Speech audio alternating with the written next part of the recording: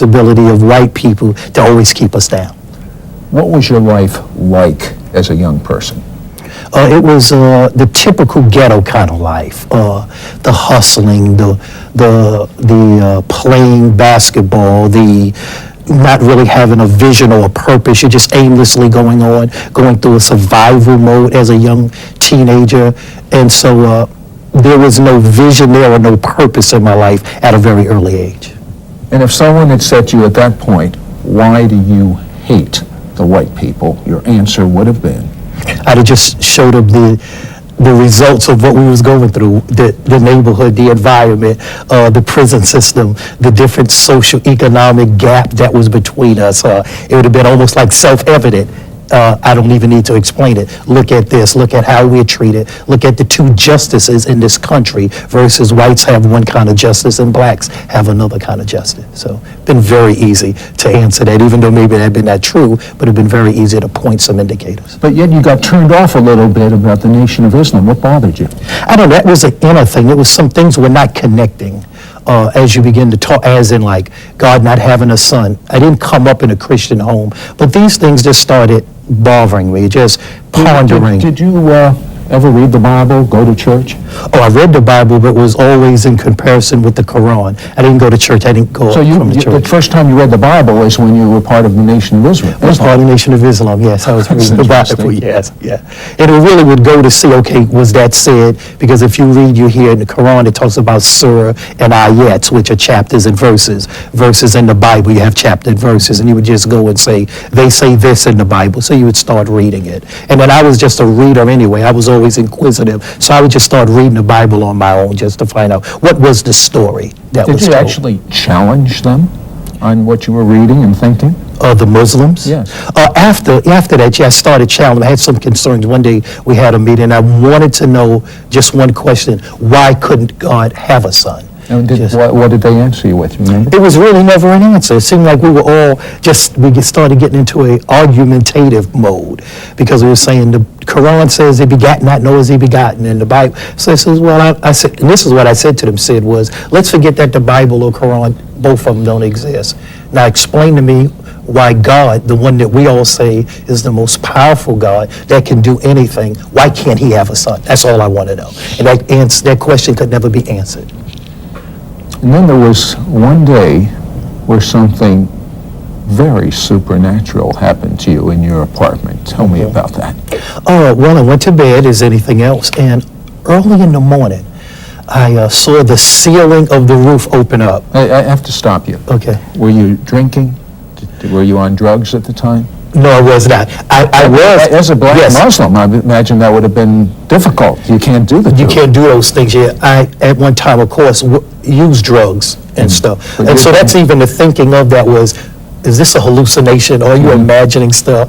And I even thought, what did we eat or drink or sleep before you go to sleep? So no, this encounter, this visitation was not induced by anything that I done at all. And so being woke up, the ceiling opened up, and I'm intently looking, and I see this ball of fire coming, and it's coming at me, Sid, and I'm going, what? And inside you can imagine what you're thinking. And the closer it gets, then it changes into a figure of a man. And in the figure of a man, as it becomes closer, I hear my inside. My spirit man says, not my intellect, I didn't understand. It says, Lord, please don't come any further. And I'm thinking, whoa, what is this? And so that's the beginning of the first supernatural logically, you couldn't have come up with that just out of you. Lord, don't come any further. Why do you think you said that? What were you afraid of? I don't know. The spirit man must have knew, okay, what this visitation is and what it's about. I had no idea. And then dialogue began to take place between this visitation and me. What happened? What did they say? Well, the first thing was that the Lord had let me know this visitation that I had a call on my life. And that Wait a second now. You were not raised in a Christian home. The only Bible you knew is when you were comparing Bible with Quran. That's right. Why you? That's right. That's exactly the question. Why me? I didn't understand any of this. And instantly, during the time that he made the call, and I'm thinking the same thing, he showed me 3 instances in my life where death tried to take me. And I knew no one, at least 2 of them, no one knew about. And it was showing at an early age that whoever was trying to stop me from fulfilling my call, it was intervened by this visitation here, because it was just like a TV dress rehearsal. He was showing me my life, instances in my life. You're saying that the Lord protected you when your life was almost being This snuffed is out? like twice he showed it to me, and he was showing me what I was thinking at the time that I got out of it. And so it was blowing me away. This is mind-boggling, because these are experiences like 4 or 5 years ago, before at this visitation. And then he showed you who you were to meet. Well, first time you'd ever read a Bible, and you saw things that bothered you, and you reached a point where you thought there's something wrong, and you kind of walked away, and That's then you were in your room, just what is life all about type of thing, yeah. and a fireball comes in, the ceiling opens up, and the Lord is there. The Lord shows you 3 times where you were going to be snuffed out, killed, true. and he protected you. I'm wondering how many of our viewers have been protected and didn't even know. You didn't know it. That's right, yeah. You- And in that experience, it shows you that I had no idea. And he was showing me even what I was thinking when I got away. You know, one of the thoughts he was showing me was how slick I was to get out of that. How I just maneuvered my way out of that situation, and you go, oh my God, that no, this was the divine help. This was divine intervention. So there's many instances in our life where the supernatural has kicked in. God really does have control over our life, that we go our whole life and don't even realize, without his help, we'd be snuffed out. That's absolutely correct, yeah. So he gave you direction on what to do. Tell me about Yes, he showed me a man, and his name was G.J. Hoskins. And he told me to Did you go know to this him at man. all? No, I did not. I did not know him at all. that. You actually saw his face? I saw his face, and I remember seeing him before. And then I found out that his name was George Hoskins. He was a bishop out of Raleigh, North Carolina. And he said, go to this man. He will help you to find the way. Because in the dialogue of the visitation with the Lord, one of the things I said was, Lord, I don't know the way. Because now I'm confused. Now I'm confused. I heard that the Bible and Christianity was a white man's religion. And now God is saying that this is not the truth. And that he's not a black man or a white man, that he's the right man to become right, get right with. So with that, he led me to Bishop Hoskins. I watched this guy for 2 weeks. Wait a second. When he led you there, did you just go to his church? Did you knock on his door and say, God sent me? No, I did not. What happened was he would every other day, he would come out, and where we play basketball at, he would be just walking around, not with a Bible or anything, and I would watch him for days. I knew during basketball, that's the guy. And so what happened is we ended up at a water fountain. I had just lost the basketball game. People ran in there to get water. They left out, and how it is that intervention, him and I end up at the water fountain alone. And I tell him to go ahead. He says, go ahead. I say, go ahead. He says, go ahead. So I say, I'm going to go. So when I'm drinking the water, the visitation comes back very clear, because now this is 2.5 weeks later, Sid. And I look around and said, well, none of my friends around. If this isn't real, it'll be his word against my word. It'll be an old man against his word against my word. And if he go tell my friends, I'll beat him up anyway. This is what I'm thinking. This is the kind of guy I am. understand. And so I go to him, and he drinks the water. I looked at him. I said, excuse me, sir. A few weeks ago, and he cut me off. He says, a few weeks ago, the Lord told you to come and see me. And I said, how did you know that? He said, the same God that spoke to you speaks to me. I said, he does. And then that's how that dialogue became. And it just blew me away. Imagine saying, I can the God that understand. spoke to me speaks to you. And he told me that you were coming. So he knew all this time he was waiting on me to approach him. So still, you had not made this presence, the Lord or Jesus, you really didn't have a relationship with him outside of the fact he came to you. How did you develop your relationship with him? Every day for about 3 weeks, Bishop Hoskins and I would walk around. Not one time, he had a little Bible, he would carry this little pocket Bible, green Bible, and several times he pulled it out, but the majority of the time, he would just speak to me and walk. And every question I had about the church and Islam and why the church and why not this, and he would just answer it. And two things that happened, I was talking to him, and he asked me a question. He says, Aaron, he says, I'm going to tell you something that happened at the age of 14 years old in your life. And I looked at him. How did he know? That's what I'm saying. He did not know because we didn't meet until several weeks later. And so he said, the Lord showed me something that happened in your life. There's going to be another validation as that the Lord knows you personally. And he told me a secret that no one knew. I didn't share it with my mother. I didn't share it with no one. And I just looked at him and my mouth opened up. And then I knew then that this God is God. This is the God of the Bible, that he really knew all things about me. Yeah. And what did this lead you to do? Then we were around the basketball game, and he was sitting beside me, and we were watching the guys play, and I was trying to get next. And he actually started to ask me to explain the basketball game, and I thought, all black men know the basketball. He did not, seriously. See how prejudiced I was even thinking. And he said, no. So I explained to him about two guards and a forward and a center. And you know his response to me he said, that's just the way angels and demons do in the realm of the spirit. And I looked at him and just, of course, I don't know what he's saying. But after that, about 5 minutes later, he asked me that I wanted to see Jesus as Lord and Savior. And I just looked at him and said, I think I do. And I received Jesus as Lord and Savior on a bench watching a basketball game. Did you instantly have a love for the white man when that happened?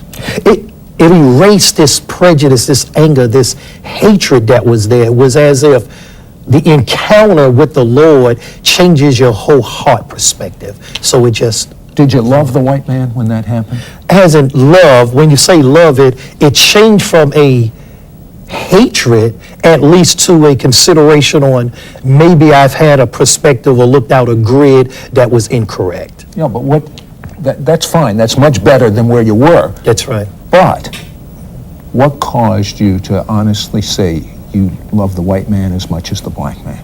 Okay, this is what Can you happened. say that? I can say that. Oh, You can. absolutely. I can say that. And I think one experience changed that. I was doing my first sermonette about 6 months after this encounter with the Lord, and it was out of Luke 4. And I had wanted a watch, a certain kind of watch. And of course, I didn't have the money. I come from out of where my mother was the only parent in the house. And so I had prayed to the Lord in secret that I wanted a watch. Well, prior to me giving my sermonette, Sid, who comes up in this little circle? It's like in a community center, I'm giving my trial sermon. Bishop Hoskins stopped and said, before you speak, son, we have a present for you for your birthday. So a couple of people got up and said some good things, and I just smiled. And then this one white guy, his name was Michael, he got up. And he walked up to me and handed me this box, or was reaching a box out toward me. And I had so much dislike for white people that I couldn't reach out and take the box right away. And so I was waiting and I was looking, and then he started telling me, he says, you know, I was praying and I felt like the Lord told me to get you a watch. And time, that God is the God of time, and that God is he's have a Kairos time. And that was my time then to become free from something that had me bound, and that he could speak to a white man or speak to a black man, and that he had our desires, he could answer our prayers, and he could use whomsoever he will. So my encounter with the supernatural came on like fast forward, coming right into the kingdom. Now, Aaron, you and I, this is the first time we've ever even met face to face. That's true. We talked on the telephone. Yeah. Honestly, can you say I'm white? Yes. You're black. Yeah. Can you really say you love me? Not cosmetic junk, I know what you not mean, that. yeah. There's too much cosmetic junk that's going absolutely, on. that's true. Can you really say you love me? Absolutely. One, because of the changing of the heart when you have an encounter with the Lord. But two, it's amazing how in our ministry right now, the majority of the people that are with us are all white, 80 to 85%. So some would call you an Uncle Tom. If they had that grid, that mentality, would call me an Uncle Tom, yes. Now, you didn't relate when you were told about angels and demons the first time. Have you seen an angel?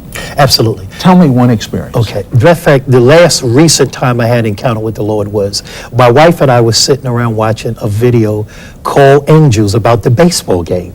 And it was about the little kid that got on the bed and prayed about, oh, I wish you would send some help. He prayed to God and asked God to send to help his baseball team because they was at the bottom of the pennant and he wanted them to get to the top. And his father just said the only way that he would come back to help if the baseball team went from the bottom to the top. So out of a childlike prayer, this child is on the bed, he prays, God, I sure wish you could do something for the angels. Well, when you know it, that God hears even those whispers, and he sent some angels. Well, after video was over it, I went into my office in the house. We have an office part, and I just thought, I was sitting there and I was moving papers, and I said this in childlike faith. I said, Lord, it's time for you to send some angels to help us in Orlando. Just childlike. That's all it was. It was in a very conversational way to the Lord.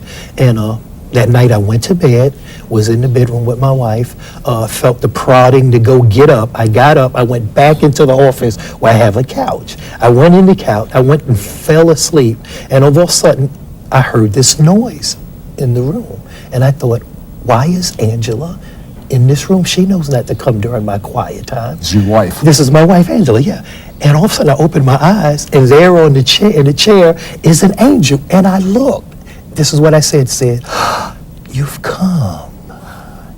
What this angel look like? This angel, he had of course, it was not a very strong glow, as if it was the glow that we say all angels have to come with this blinding light. That is not true. As you study scripture, sometimes it can come as a visitation as a human being. But it was this clear, whiteness around him, and it had this stare that had like a river of God just flowing out of his presence. Such a peaceful presence of the angel of the Lord. Now, God sent this angel to you because you asked, but does this angel say anything to you, or? No, he did not. He just stared, and then I went back to sleep in the presentation. Did you have a good sleep? I had a very good I'm sleep, sure. yes. I get up, I go back into the bedroom. I don't say anything to my wife because she's asleep. She gets up an hour later, she uses the restroom, and then she walks in the room, she says, Aaron, I says, yeah, because you know how wives like to talk. And then I'm thinking, oh, this is another conversation she wants to have 3 o'clock in the morning. She says, did an angel visit you? And this wakes me up. Whoa, how did you know? She said, I heard him leave. I heard the door shut. And this is our kitchen door. She said, I heard the door close, and I thought, who would be here 3 o'clock in the morning talking to Aaron? And she said, when she said that, then she got the witness in her spirit. The Lord said, that was the angel that came and visited your husband. So it confirmed my visitation, and also she didn't see it, but the Lord spoke to her or had a witness that an angel had came and visited her husband. Aaron, there's a big problem in the